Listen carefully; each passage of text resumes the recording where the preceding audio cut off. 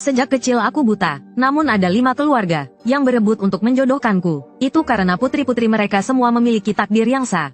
Jika mereka tidak menemukan seseorang dengan takdir yin yang ekstrim untuk menyeimbangkan yin dan yang, tidak ada satupun dari mereka yang akan hidup melewati usia 30 tahun. Dan aku terlahir dengan berkah 1000 kejahatan, dan dilindungi oleh 10.000 sa. Tubuh yin ekstremku cocok untuk mereka. Hanya saja aku tidak menyangka, setelah gadis-gadis ini dewasa, mereka hanya meninggalkan nomor telepon mereka masing-masing, dan tidak ada yang berniat melanjutkan perjodohan denganku. Dan yang disebut berkah 1000 kejahatan ini, hampir merenggut nyawaku. Jika kakekku tidak mengerti tahu, aku tidak akan bisa bertahan hidup. Masa pertumbuhanku juga tidak lancar. Sejak aku bisa mengingat, aku tidak bisa melihat, tidak bisa merasakan sentuhan, tidak bisa mencium atau mengecap. Selain bisa mendengar dan berbicara, aku kehilangan semua inderaku, bahkan salah satu kakiku mati rasa. Berjalan pun pincang, tidak ada seorang pun di desa yang menganggapku ada. Si buta pincang adalah panggilan mereka untukku. Mereka bahkan melempariku dengan batu, dan ingin membunuhku. Orang yang membawa sial ini, saat darahku menetes, roh-roh jahat di sekitarku akan muncul. Manusia bodoh, membuang orang yang berbeda secara membabi buta. Xie, kau adalah kesayangan kami. Hanya dengan sepatah katamu, mereka semua akan mati. Aku tahu ini adalah hasutan roh jahat. Tapi aku bisa tetap berhati manusia, karena setiap kali aku diganggu, akan ada seorang gadis yang membelaku. Namun, hari ini gadis itu juga akan pergi. Tapi dia berjanji padaku bahwa dia akan kembali. Xie, kau adalah orang paling lembut yang pernah kutemui. Ibu bilang perempuan tidak seharusnya sepertiku. Saat kita bertemu lagi, aku akan selembut dirimu. Aku tidak bisa melihat wajahnya dengan jelas. Hanya siluet samar yang terukir di pikiranku. Bertahun-tahun berlalu, aku masih tidak bisa melupakan siluet itu. Siapakah gadis itu? Tiba-tiba teriakan kakekku terdengar di telingaku. Jam berapa ini? Bangun. Aku buru-buru bangun dan mengeluh. Membuka lapak ramal dan feng shui tidak perlu bangun sepagi ini. Siapa yang mau melakukan pekerjaan ini kalau bisa bangun siang? Kakek mengomel. Dasar, kau meremehkan pekerjaan kita? Kalau aku tidak punya kemampuan, kau sudah mati sejak dulu. Ternyata selama bertahun-tahun ini, kami mengandalkan meramal dan feng shui untuk bertahan hidup. Dan penyakitku sudah sembuh sejak lama. Tapi kakek tetap menyuruhku memakai penutup mata dan pita. Katanya, kedua benda ini hampir merenggut nyawanya. Dan orang lain tidak boleh tahu kalau penyakitku sudah sembuh. Dengan kesal aku menjawab. Kakek, tongkat dan penutup mata ini tidak nyaman. Kau pasti ditipu. Tepat saat aku akan keluar rumah dengan pita ini, kata-kata kakek menghentikanku. Kakek berkata dengan serius, aku akan mati. Ini bukan lelucon. Xie memeriksa nadinya dan tak percaya. Apa, kakek akan? Kenapa baru bilang sekarang? Kakek tidak peduli. Aku sudah tahu hari ini akan datang. Memberitahumu lebih awal, akan membuatmu menangis setiap hari, kan? Baiklah, ada beberapa hal yang harus kukatakan padamu. Kau terlahir dengan berkah 1000 kejahatan. Saat kau lahir, ada makhluk kotor yang ingin menarikmu kembali ke dunia bawah. Aku telah mengatur 5 perjanjian pernikahan untukmu.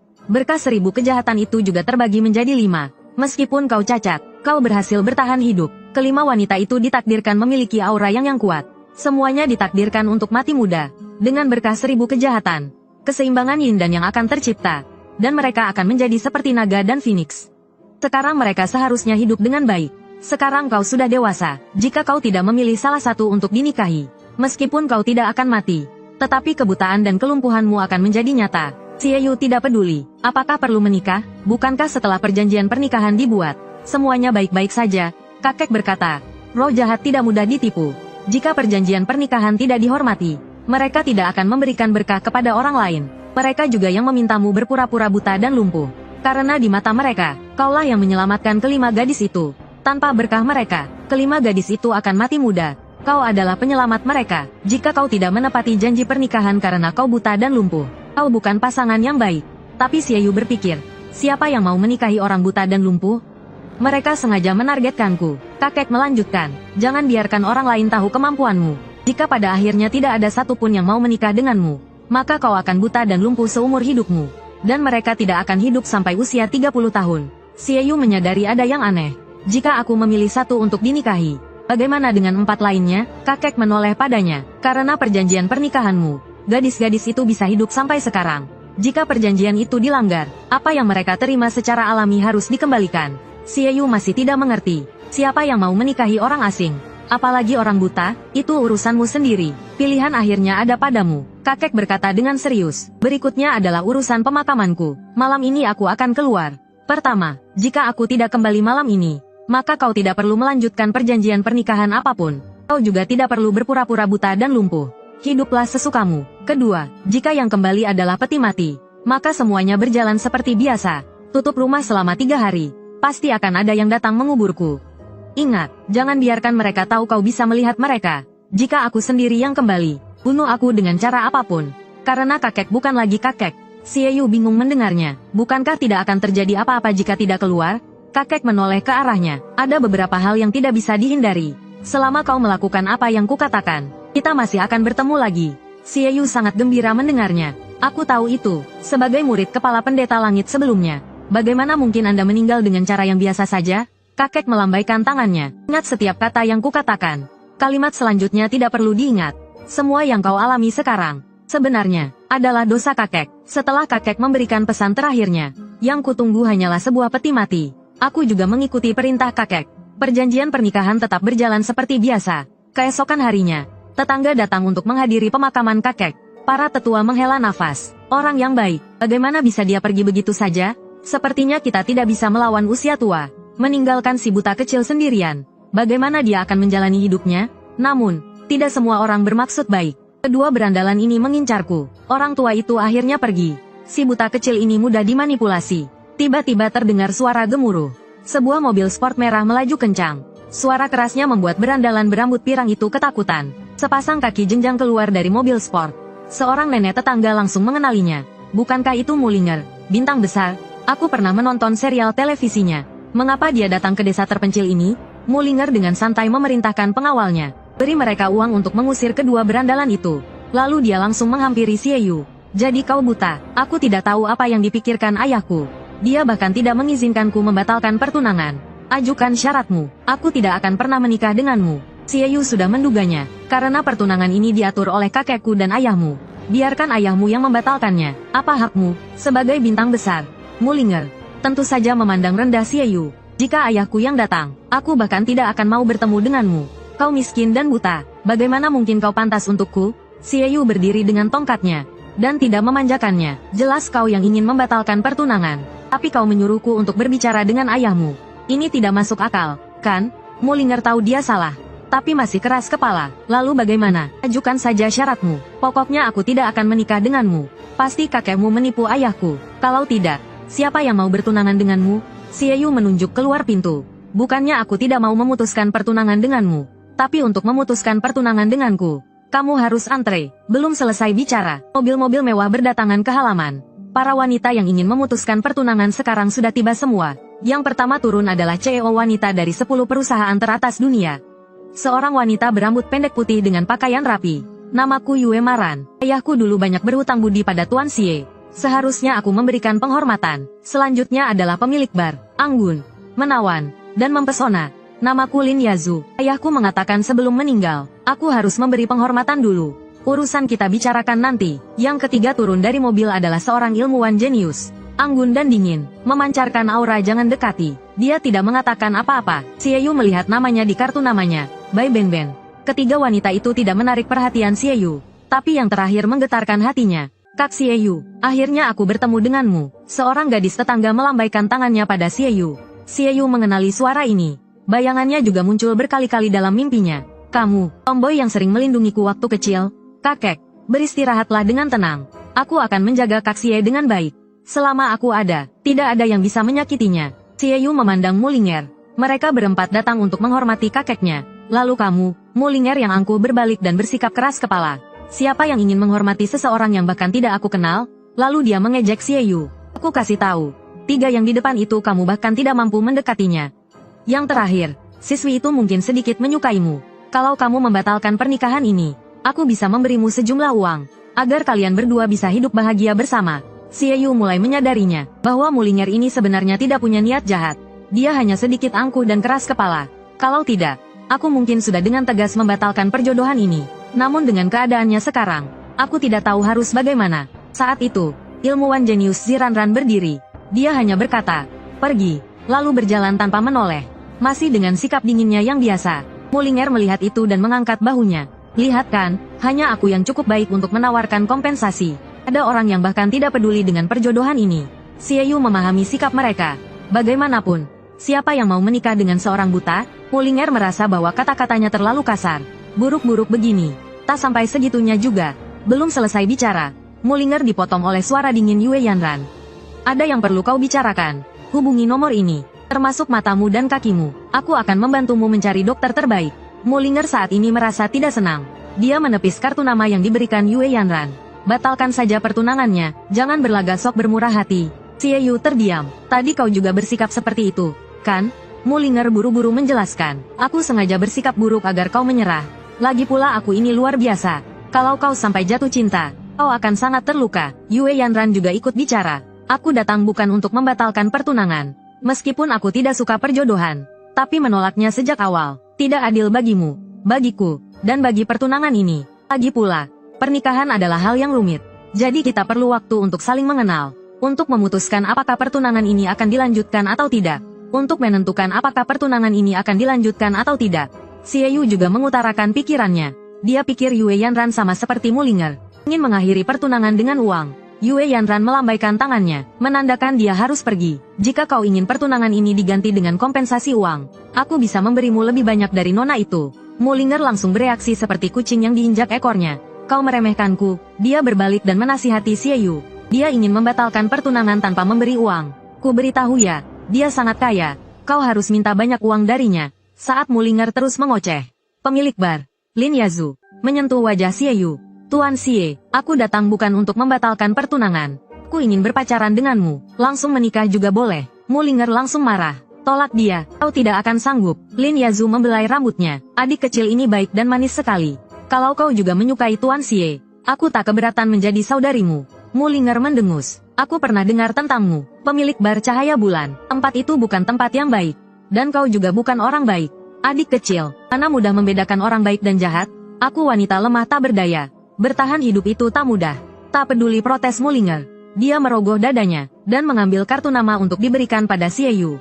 Meskipun kau tak bisa melihat, tapi kau pasti bisa menciumnya, kan? Ada aroma tubuhku di sana. Tuan, aku tunggu teleponmu. Kapanpun kau butuhkan, aku siap. Mulinger sangat kesal. Para wanita ini licik sekali. Sok baik, setelah menerima kartu nama, Xie Yu menoleh ke Mulinger yang sedang cemberut untuk meminta bantuan. Aku tidak bisa melihat. Bisakah kau memasukkan informasinya ke ponselku? Tanpa diduga, Mulinger merebut ponselnya, dan dengan cepat memasukkan nomor ponselnya sendiri. Dia lalu dengan bangga berkata pada Xie Yu, aku bisa menyelesaikan semuanya. Linger, mulai sekarang, kau hanya boleh meneleponku. Namun, gadis itu merebut ponselnya. Kak Xie Yu, biar aku yang memasukkan kontak lainnya untukmu. Ku juga memasukkan nomorku sendiri. Ada di kontak nomor 17. Hubungi aku jika perlu. Melihat itu, Mulinger mulai mengomel lagi. Gadis ini memang lumayan. Ku tetap pada pendirianku. Jika kalian berdua bersama, aku bisa membantu kalian. Mendengar itu, gadis itu kehilangan senyumnya, dan menoleh dengan dingin ke arah Mulinger. Aku dan Kak Xie Yu bersama adalah takdir. Tidak perlu bantuanmu. Aura dingin yang dipancarkan gadis itu membuat Mulinger sedikit takut. Sikap macam apa ini? Aku jelas-jelas berniat baik. Saat gadis itu mengatakan ingin menghabiskan malam bersama Xie Yu, ponselnya berbunyi. Misi telah dirilis. Melihat itu, gadis itu hanya bisa menghela nafas. Tiba-tiba ada keadaan darurat yang harus kutangani. Kali ini aku tidak bisa menghabiskan malam bersama Kak Xie Yu. Xie Yu mengangguk. Kerjakan saja dulu. Aku sudah seperti ini selama belasan tahun. Kau tidak perlu khawatir. Saat itu, rasa ingin tahu Mulinger muncul. Dia mungkin bukan mahasiswa, kan? Lihat tatapannya tadi. Aku juga mendengar sesuatu tentang misi. Xie Yu tidak peduli. Setiap orang punya rahasianya masing-masing. Kalau penasaran, tanyakan saja sendiri padanya. Dengan sifat angkuhnya, Mulinger tentu saja menolak. Aku ini bintang besar. Kenapa harus mengajaknya bicara? Sepertinya gadis kecil itu tidak cocok untukmu. Mungkin kau akan melajang seumur hidup. Kalaupun kau punya uang, wanita-wanita itu hanya mengincar uangmu. Xie Yu mengelus peti mati kakeknya, dan balik bertanya. Kau tidak pernah berpikir untuk menikah denganku. Jangan berpikir aku menyukaimu hanya karena aku banyak bicara denganmu. Aku hanya kasihan melihatmu sendirian. Jangan punya pikiran macam-macam padaku. Xie Yu langsung terdiam. Gadis ini benar-benar bermulut tajam. Meskipun bicaramu tidak enak didengar, tapi kau orang yang baik. Ini, untukmu. Lalu, dia mengeluarkan jimat dari sakunya. Mulinger menunjukkan ekspresi jijik di wajahnya. Jelek sekali. Aku tidak mau. Mendengar itu, Xie Yu hendak menariknya kembali. Tapi Mulinger langsung merebutnya. Kau benar-benar tidak tahu tata krama. Kau memberi seorang gadis sesuatu. Cewek kan harus jual mahal sedikit. Kamu serius banget sih. Lalu mulai bertingkah sombong lagi. Jangan kira aku nerima hadiahmu berarti aku suka sama kamu. Aku cuma pakai barangmu untuk bantuin kamu. Timbal balik saja, orang buta sepertimu nggak mungkin cocok sama aku. Xie Yu sampai bosan mendengarnya. Iya, aku tahu. Aku ingat kok. Tenang saja, Mulinger seperti ayam jago kecil yang menang. Bagus, ingat. Kalau ada masalah, hubungi aku pertama kali. Ketemu cewek lain juga ajak aku. Kalau enggak, kamu bisa rugi. Mulinger, wajah Xie Yu serius. Jimat yang kuberikan, ingat dipakai. Walaupun jelek, tapi berguna. Tak lama kemudian Mulinger kembali ke mobil. Manajernya bertanya, orang buta itu tunanganmu? Mulinger melihat jimat di tangannya. Kak Hong, aku boleh panggil dia si buta. Tapi kakak tidak boleh. Manajernya jadi lebih khawatir. Jangan bilang kamu jatuh cinta padanya. Mendengar itu, Mulinger melepaskan jimat di tangannya. Membiarkannya jatuh di dalam mobil. Aku tidak akan suka padanya. Tapi aku tahu keluarganya pernah membantu keluargaku. Mereka hidup susah. Tapi tidak pernah meminta balasan. Itu menunjukkan mereka orang yang baik. Tapi kalau kita tidak membalas budi, itu kesalahan kita. Aku tidak membiarkan kakak memanggilnya si buta karena takut dia sensitif. Takut dia merasa kita meremehkannya. Lalu tidak mengizinkanku membantunya lagi. Manajernya buru-buru berkata, aku yang kurang berpikir. Tapi, bukankah Linger yang pertama kali memanggilnya begitu? Mulinger buru-buru menjelaskan, aku takut dia jatuh cinta padaku. Lagi pula aku tidak akan bersamanya. Kalau dia jatuh cinta padaku, dia hanya akan lebih terluka. Xie Yu berlutut sendirian di depan peti mati kakeknya. Kakek, aku sudah bertemu gadis-gadis itu. Meskipun kepribadian mereka berbeda-beda, tapi mereka semua baik hati. Aku ingin menyelamatkan mereka, tapi mereka semua gadis sombong. Dan aku tidak bisa memberitahu mereka yang sebenarnya. Apa yang harus kulakukan? Aku juga tidak bisa memberitahu mereka yang sebenarnya. Bagaimana aku harus melakukan ini? Tiba-tiba terdengar panggilan dari luar pintu. Buka pintunya untuk kakek. Kakek pulang. Xie Yu terkejut. Kakek pulang? Bagaimana mungkin? Bukankah dia terbaring di peti mati? Benar, kakek pernah bilang. Kalau dia pulang, itu bukan dia. Tiba-tiba pintu yang tertutup rapat. Terdengar ketukan keras. Manusia mengetuk 3 kali. Hantu mengetuk 4 kali. Jangan buka pintu jika orang mati memanggil jiwa. Makhluk di luar mengetuk 4 kali. Xie Yu berdiri dan berjalan ke pintu. Panggilan dari luar terus terdengar. Buka pintunya. Nak, kau tidak ingin bertemu kakekmu? Xie Yu tetap tenang mendengarnya. Perlahan dia berjalan ke pintu. Dia mengulurkan tangan dan membuka sedikit celah pintu. Seperti ini. Bukalah pintunya, dan aku akan mengabulkan semua permintaanmu. Saat pintu perlahan terbuka, suara-suara di luar semakin menjadi-jadi. Tak disangka, cucu Xie Jiuzu ternyata lemah. Hanya dengan panggilan arwah, dia bisa dikendalikan. Pintu terbuka lebar. Yang muncul di hadapan Xie Yu adalah segerombolan siluman dan iblis. Mereka semua menatapnya dengan mata merah menyala. Namun, perhatian Xie Yu tertuju pada satu sosok. Sosok itu tampak persis seperti kakeknya. Ikut kakek, nak, kakek menjemputmu. Di dalam gedung aliansi Taoisme Linhai, sebuah kompas emas berbunyi dengan keras. Ketua cabang, Zheng Xihai, menatap kompas itu dengan saksama. Bagaimana mungkin, bagaimana parade 100 setan bisa muncul di Linhai? Dia lalu memerintahkan anak buahnya. Kumpulkan semua diakon segera, selidiki keberadaan parade 100 setan. Di halaman kecil, Xie Yu juga menyadari bahwa ini adalah parade 100 setan. Namun, dia tetap membuka pintu. Karena kakek pernah berkata, jika dia kembali, dia harus menghabisinya. Seekor hantu berwajah manusia dan berbadan nyamuk tertawa. Dengan kekuatan spiritualmu yang lemah, kau berani bicara besar? Xie Yu tidak gentar. Jika kalian menjawab pertanyaanku, aku bisa membuat kepergian kalian tidak terlalu menyakitkan. Kemana kakekku pergi? Hahaha, hantu yang mirip kakeknya melangkah maju. Daging di balik bajunya telah membusuk, memperlihatkan tulangnya yang mengerikan. Kau pikir kami takut padamu? Di Linhai ini, tidak ada raja hantu yang lebih kuat dariku. Xie Yu menyadari dia tidak akan mendapat jawaban.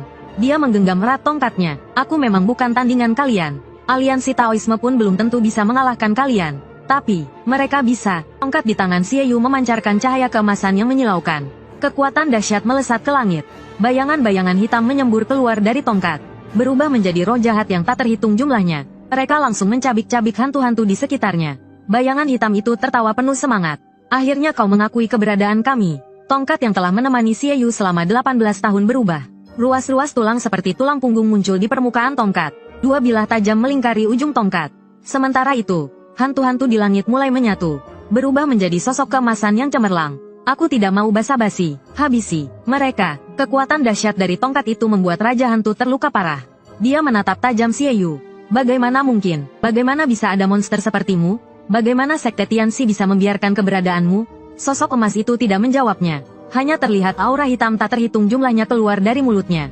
Sepertinya akan segera menelan Raja Mayat. Raja Mayat, melihat ajalnya sudah dekat, tertawa liar. Hahaha, sepertinya surga ingin aku mati. Di Linhai kecil ini, ternyata ada keberadaan sepertimu. Aku mati tidak sia-sia. Aliansi Taoisme Linhai. Kompas emas yang awalnya berderak sekarang berhenti. Zheng Xihai terlihat sangat terkejut. Apa kompasnya rusak? Tidak mungkin. Sudah ratusan tahun tidak pernah salah. Tapi kalau salah, bagaimana mungkin parade 100 hantu bisa berhenti begitu mudah? Sungguh aneh. Beralih ke hari berikutnya, Xie Yu duduk sendirian di depan aula pemakaman. Semuanya terjadi seperti yang dikatakan kakek. Semua yang kau katakan sudah terjadi. Aku juga sudah melakukan semuanya, kan? Jadi, kau juga harus menepati janjimu. Kita, kakek dan cucu, pasti akan bertemu lagi suatu hari nanti. Tiba-tiba, terdengar teriakan mendesak dari luar pintu. Xie Yu ketakutan dan segera memasang penutup matanya. Orang yang datang adalah preman yang pingsan karena ketakutan oleh Mullinger. Si buta kecil, orang tua aneh itu sudah mati. Tepat bayar semua biaya perlindungan yang terutang. Setelah mengatakan itu, dia duduk tanpa sopan santun. Orang tua itu sudah mati, tinggal kau sendirian. Biarkan kami berdua menjagamu. Orang tua itu pasti meninggalkanmu banyak uang. Pinjamkan ke kami sedikit. Mendengar itu, wajah Xie Yu tetap datar. Namun, aura jahat di dalam tubuhnya mulai bergejolak. Bunuh mereka, manusia kotor seperti ini. Tidak pantas hidup di dunia ini bersamamu. Bukan hanya mereka, seluruh dunia ini tidak layak untuk kelahiranmu. Diam, teriak Xie Yu. Jangan berpikir aku mengakuimu hanya karena meminta bantuan kalian sekali. Kalian juga tidak membantuku. Kalian hanya tidak ingin aku mati. Kalian sampah. Pergilah jauh-jauh. Aura jahat di sekitarnya tampaknya takut dengan ledakan amarah Xie Yu. Dan perlahan mereda. Sementara itu, preman di sampingnya tampak bingung. Apa si buta kecil ini sedang bicara pada kita? Kau menyuruh siapa pergi? Preman berambut pirang yang memimpin langsung berjalan menuju Xie Yu. Dan menarik kerah bajunya. Si buta kecil, apa kami terlalu baik padamu? Berani sekali kau bicara seperti itu padaku. Kurasa kau butuh pelajaran. Lihat tinjuku yang sebesar karung pasir ini. Aku akan. Belum selesai bicara, preman berambut pirang itu menerima pukulan keras. Seluruh wajahnya berubah bentuk. Yang menyerang adalah gadis yang sejak kecil melindungi Xie Yu. Pukulannya secepat kilat. Terlalu cepat untuk dilihat. Kalian sampah. Berani menyentuh kakak Xie Yu-ku? Kalian cari mati. Preman gemuk di sampingnya. Melihat kakaknya mulut berbusa. Bangkit untuk membalas dendam. Sialan, perempuan jalang. Saat dia mendongak, dia disambut dengan tatapan dingin gadis itu. Ini seperti aku dianggap sampah. Pria itu baru saja mengalahkan para hantu tadi malam. Keesokan harinya dia dihadang dua preman yang meminta uang keamanan. Melihat Xie Yu diintimidasi, gadis itu dengan cepat mengalahkan kedua preman itu. Xie Yu saat ini memakai penutup mata, tapi dia masih bisa mengenali gadis itu. Mo Wenrou, apakah itu kau? Mendengar itu, gadis itu langsung memasang wajah polos. Kak Xie Yu, tunggu sebentar. Aku akan bicara denganmu setelah membersihkan sampah ini. Saat itu, suara deru mobil terdengar dari luar. Orang yang datang adalah tunangan Xie Yu yang lain, pemilik bar. Berani-beraninya ada yang mencari masalah di rumah tunanganku. Mereka benar-benar tidak menganggapku ada. Si gemuk jelas tahu pengaruh Lin di dunia hitam. Dia tergagap-gagap menjelaskan dan memohon ampun. Namun, Lin Yazu tidak berniat mengampuni mereka. Dia berbalik dan memerintahkan anak buahnya. Singkirkan kedua preman ini dan urus mereka. Aku tidak ingin melihat mereka mengganggu tuan muda lagi. Kemudian, Lin Yazu dengan lembut merangkul lengan Xie Yu. Tuan muda, ayo kita berkencan. Mo Wenrou tidak terima. Kau pikir aku tidak ada di sini? Lalu dia bertanya dengan curiga. Apa tujuanmu mendekati Kak Xie Yu? Dengan statusmu, kau tidak akan kekurangan pria. Kenapa kau berinisiatif mengajak orang buta berkencan? Lin Yazu menjawab dengan tenang. Kami sudah bertunangan. Bukankah wajar jika aku mendekati tuan muda? Justru kau, Nona, belum menikah. Sudah menganggap dirimu sebagai istri tuan muda. Setahuku, tuan muda belum memilih di antara kelima tunangannya. Memang tidak ada pilihan lain. Aku juga tidak memaksa Kak Xie Yu untuk memilihku. Tapi kamu berbeda. Lin Yazu mendengar itu. Tubuhnya sedikit gemetar. Namun segera dia kembali tenang. Dia mengulurkan tangan untuk menyentuh pipi Xie Yu dan mendekat. Yang aku undang adalah tuan muda. Jika ingin menolak, tolong biarkan tuan muda sendiri yang menolakku. Xie Yu perlahan melepaskan jari-jari Lin Yazu. Dengan nada bercanda, dia berkata, aku sudah buta seperti ini. Mana mungkin ada alasan untuk menolak undangan tunanganku? Sama seperti Mo Wenrou, jika tadi kamu yang mengundangku lebih dulu, aku pasti akan pergi bersamamu. Mendengar Xie Yu berkata bahwa dia akan pergi kencan dengannya, wajah Mo Wenrou menjadi merah merona. Aku tidak meminta Kak Xie Yu untuk melakukan apapun. Tapi wanita ini tidak sederhana. Tolong berhati-hati, Kak Xie Yu. Xie Yu merasa bahwa menilai baik atau buruk seseorang harus dilakukan dengan cara mengenalinya sendiri, bukan hanya mendengar penilaian orang lain. Bagaimanapun, mempertimbangkan keselamatan 5 wanita ini, harus dilakukan dengan sangat hati-hati. Mo Wenro, atau panggil saja aku Wenro. Aku memang memiliki kenangan masa kecil bersama denganmu. Hanya saja, karena penyakit ini, aku melupakan banyak hal. Jadi banyak hal yang perlu kamu ceritakan kepadaku. Jadi begitu, Kak Xieyu, kamu hanya perlu tahu. Aku berbeda dari mereka. Aku bisa menikah kapan saja. Aku sudah menyukai Kakak Xieyu selama 10 tahun. Mendengar itu, Xieyu tersenyum. Meskipun kehilangan banyak ingatan, dia memperhatikan semua tindakan gadis itu. Di dalam mobil mewah, Lin Yazu membungkuk dan dengan lembut memasangkan sabuk pengaman untuk Xieyu. Sepertinya Nona Mo saat ini memiliki keuntungan besar. Tapi tidak masalah, wanita sepertiku tidak keberatan punya saudari. Memang memiliki banyak keuntungan. Kalau tidak, hari ini pahlawan menyelamatkan wanita cantik. Tidak, wanita cantik menyelamatkan pahlawan. Itu adalah Nona Lin, kan? Lin Yazu mengerti maksud tersirat Xieyu. Tetapi tetap tenang, asalkan tuan muda baik-baik saja. Baik aku atau Nona Mo yang datang, itu sama saja. Lalu dia melirik Xieyu untuk mengamati ekspresinya. Benarkah? Sepertinya aku salah paham tentang Nona Lin. Aku pikir orang-orang itu adalah orang-orang Nona Lin. Lagi pula, kemunculan Nona Lin terlalu kebetulan. Sepertinya serangan lembutku tadi agak terlalu keras. Jika mereka adalah orang-orang Nona Lin, itu agak keterlaluan. Lin Yazu melihat rencananya dibongkar oleh Xieyu. Dia mengangkat tangannya dan menusuk ke arah Xieyu. Namun, dia berhenti 1 inci dari lehernya. Semua ini tentu saja dilihat oleh Xieyu. Tapi dia tidak membongkarnya. Apa yang Nona Lin lakukan? Aku merasa ada angin bertiup di depanku. Lin Yazu melirik Xieyu. Melihat ekspresinya yang tampak tulus,